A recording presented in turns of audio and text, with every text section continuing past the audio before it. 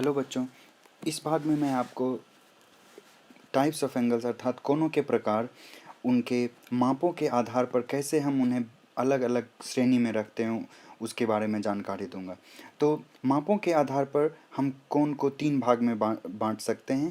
पहला acute angle जिसे हम न्यून कोण कहते हैं, दूसरा ऑब्ट्यूस एंगल्स जिसे हम अधिक कोण कहते हैं, और तीसरा रिफ्लेक्स एंगल्स जिसे हम प्रतिवर्ती कोण कहते हैं। तो पहले हम बात करते हैं न्यून कोण अर्थात एक्यूट एंगल की। तो एक्यूट एंगल किसे कहते हैं? तो न्यून कोण अर्थात एक्यूट एंगल हम उन कोणों को कहते हैं जिनका माप जो होता है 90 डिग्री से कम हो। 90 डिग्री से कम हो उन्हें हम एक्यूट एंगल कहते हैं। तो हम जानते हैं कि 90 डिग्री का जो कोण होता है वो एल की आकार का होता है, अर्थात एल के आकार के अंदर जो कोण बनता है उसे हम 90 डिग्री कहते हैं। तो अगर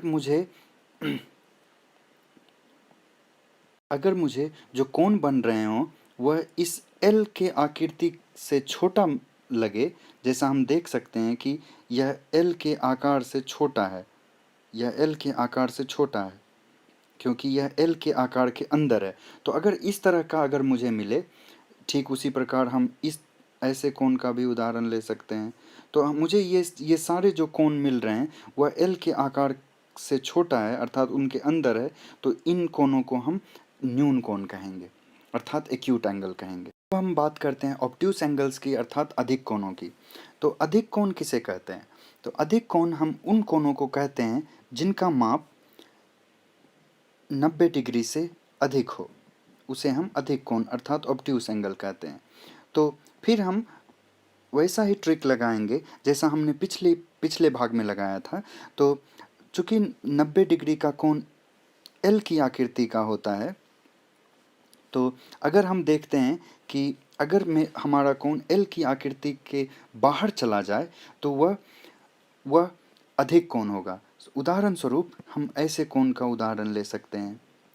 हम देखते हैं कि यह जो कोण है वह मेरा एल की आकृति से बाहर चला जा रहा है, तो यह कोण जो होगा, यह कोण जो है वह एक अधिक कोण है।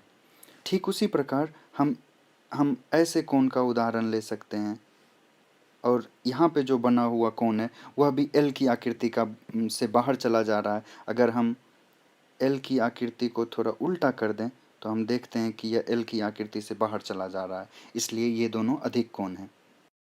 हम आपको यह बता दें कि जो अधिक कोण होता है अर्थात ऑब्ट्यूस एंगल जिन्हें हम कहते हैं वह 90 डिग्री से बड़ा होता है और 180 डिग्री से छोटा होता है, तभी हम उन्हें ऑब्ट्यूस एंगल अर्थात अधिक कोण कहेंगे।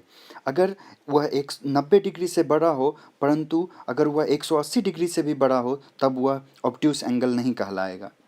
अब हम बात करते हैं रिफ्लेक्स एंगल्स अर्थात प्रतिवर्ती कोणों की। तो प्रतिवर्ती कोण किन्हें कहते हैं? तो प्रतिवर्ती कोण वैसे कोण होते हैं जिनका माप 180 डिग्री अर्थात ऋजु कोण से वह बड़ा होता है और 360 डिग्री अर्थात संपूर्ण कोण से छोटा होता है। तो ऐसे कोणों का उदाहरण हम अगले भाग में देते हैं। तो वैसे कोण इस प्रकार से दिखेंगे। तो अगर हम ऐसी आकृति बनाते हैं और हम इस भाग को लेते हैं तो यह जो भाग है वह 180 डिग्री से बड़ा है। यह क्यों 180 डिग्री से बड़ा है? क्योंकि हम अगर इसे इस तरह से देखते हैं तो यहाँ तक 180 डिग्री का कोण बनेगा और फिर उसके बाद यह जो अधिकतम भाग है वह तो कुल मिलाकर इसे 180 डिग्री से बड़ा कर देगा, अर्थात इस तरह के कोण प्रतिवर्ती कोण अर्थात रिफ्लेक्स एंगल्स होंगे।